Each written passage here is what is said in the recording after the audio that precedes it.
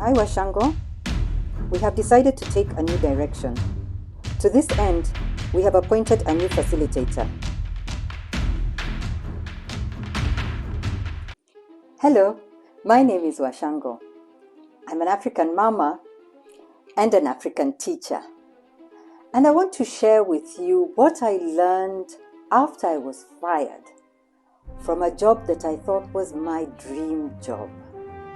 When we study with the hope of being employed, we often dream of our ideal job. So that was me. I had studied for several years teacher professional development. I had dreamed about getting employed. And just as I was completing my studies, I was recommended for a job. I did the interview. I got employed, got the contract, printed the contract, and I signed it and sent it off by email just as I had received it.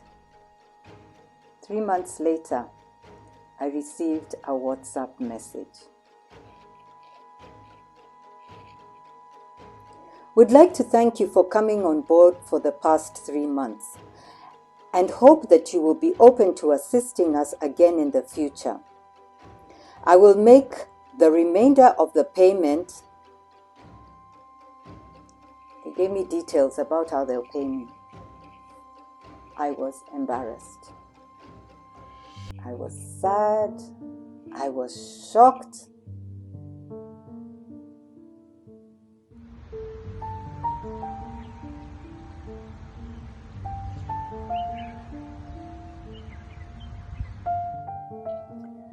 After I got over my shock, my embarrassment, and my sadness, I decided I wanted to learn from this experience.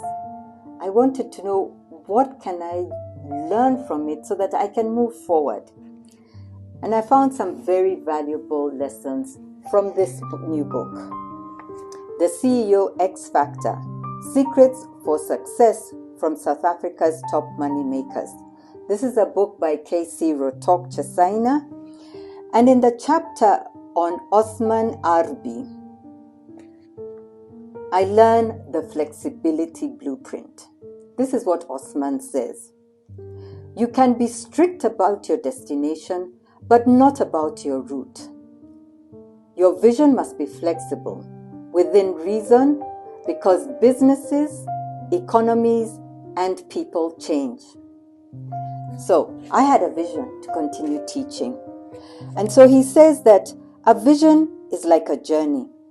If you're traveling from Johannesburg to Cape Town, it doesn't matter whether you go via Bloemfontein or Kimberley.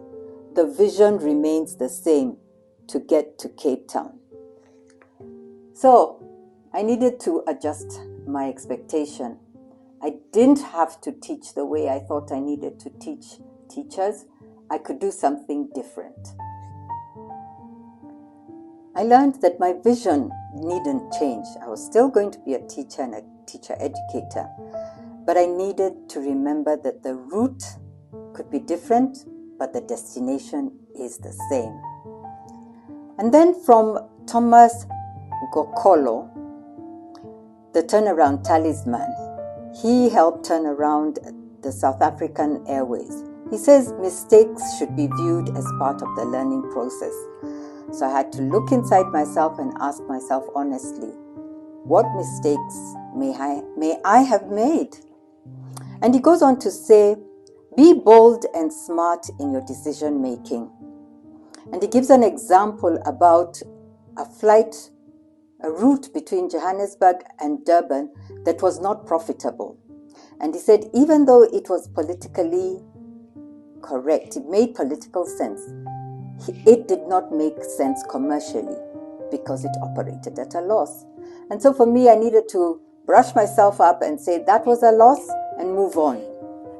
And the other lesson I learned was from Nyimpini Mabunda. He says, things get done when someone takes charge. So I needed to take charge of where I was going. And what he says is that we must always remember where we are in our development. He says, timing is important. You constantly have to assess where you are in life in a broader sense. Don't waste the firing. However sad you are about it, learn from it. Learn about yourself, learn about the people, learn about the economy. Don't let it go to waste. I didn't, because I'm here on YouTube.